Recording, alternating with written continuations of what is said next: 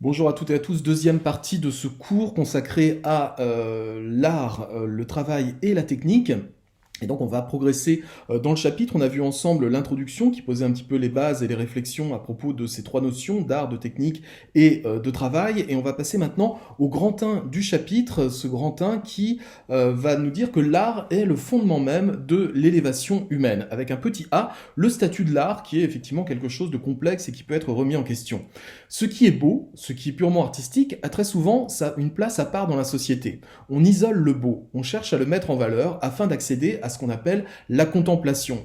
Aujourd'hui, alors que les techniques nous le permettent, vous vous promenez dans la rue et puis vous voyez quelque chose de beau, qui n'est pas forcément quelque chose d'artistique, vous allez avoir le réflexe de sortir votre téléphone, de le prendre en photo et puis souvent de le partager sur les réseaux sociaux.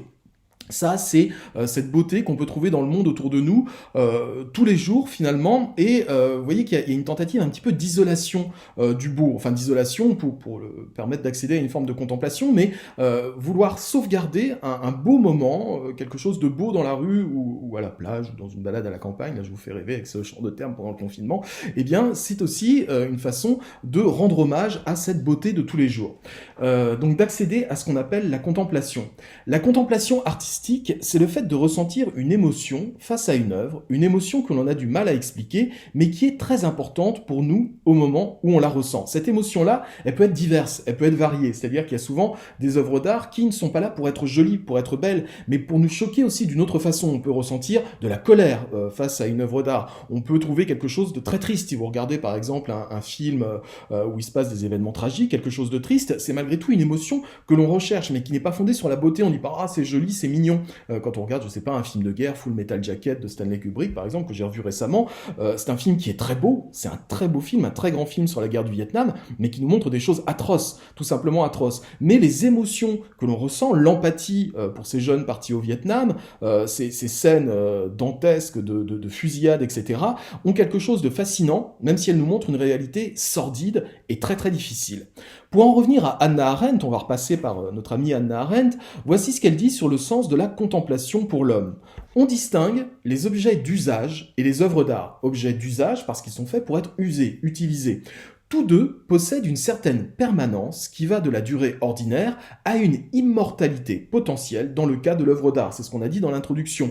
La création artistique est unique, alors on n'est plus chez Hannah Arendt, on a repris le cours, la création artistique est unique et elle doit être préservée car son effet doit être le même pour tous les gens et à toutes les époques. Là aussi, le statut d'unicité de l'œuvre d'art est très intéressant.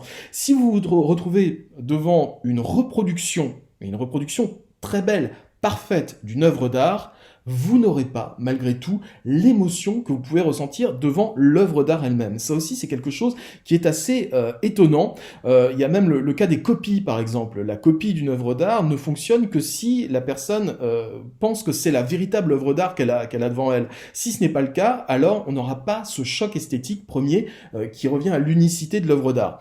Là aussi, sur l'unicité de l'œuvre d'art, je voulais ouvrir une petite parenthèse là-dessus.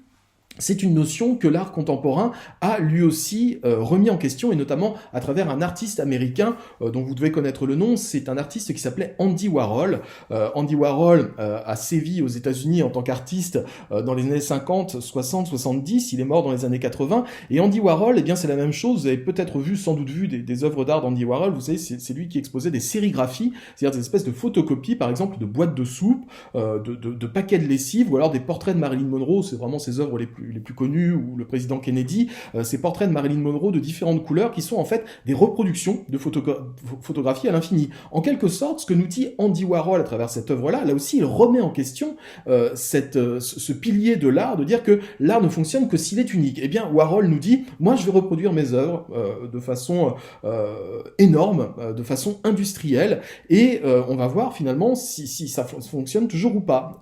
Aujourd'hui, beaucoup d'artistes font ce qu'on appelle des multiples. Qu'est-ce que c'est qu'un multiple? Dans l'art contemporain, c'est une œuvre qui est reproduite à beaucoup d'exemplaires. J'ai par exemple chez moi une œuvre d'art d'un artiste dont j'ai oublié le nom. C'est un multiple, c'est-à-dire c'est un jeu de cartes, sauf que les figures ont été remplacées par des champignons atomiques. Là aussi, il y a un côté un peu militant dans ce que fait cet artiste.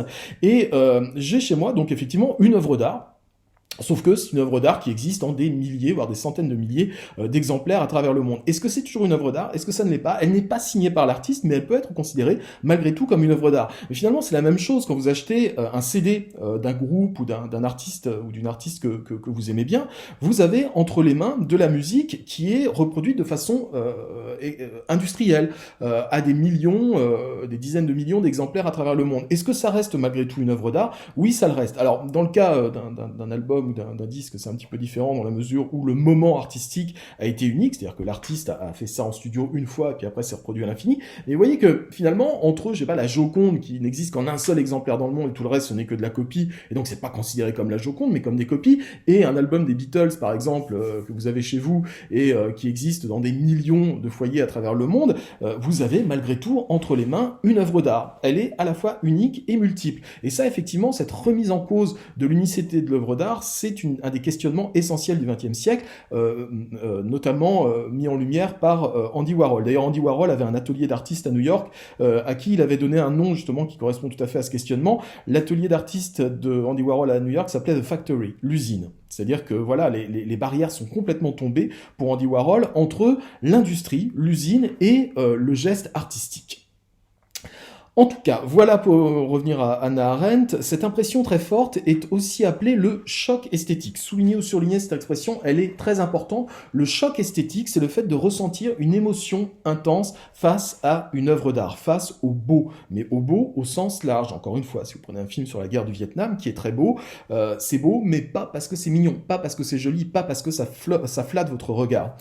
Ce choc esthétique, ce sentiment très fort ne fait pas appel à la raison ni au calcul. On ne sait pas très bien pourquoi on aime une œuvre d'art ou un courant artistique. C'est une opération particulière de l'esprit que Kant a étudiée comme étant différente de toutes les autres opérations que nous faisons.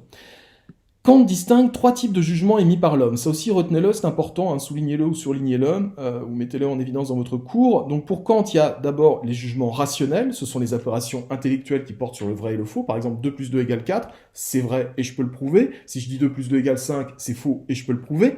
Deuxième type de jugement, les jugements moraux, ce sont des jugements qui viennent de notre éducation et qui portent sur le bien et le mal. Exemple, dire un mensonge est mal, donc là aussi on a des critères assez précis pour distinguer dans nos civilisations le bien et le mal. Et puis, troisième type de jugement, ce sont les jugements esthétiques. Ce sont des jugements consécutifs à une sensation et qui portent sur le beau et le laid. Alors attention, dans vos copies, ne mettez pas le beau et le moche. Tous les anges des élèves qui parlent du beau et du moche, c'est quand même plus joli de dire le beau et le laid. Le laid est beau, le moche n'est pas beau. Ok, j'arrête. Exemple, cette œuvre est magnifique, je suis attiré par l'univers de tel ou tel artiste. Vous vous souvenez en cours, alors là je parle au terminal L et non pas au terminal ES parce que j'ai pas eu le temps de faire le test avec vous. Avec les terminales L, on avait consacré un cours et là mon image a figé donc je vais être obligé d'arrêter. À bientôt pour la suite du cours. Ce sera la vidéo suivante.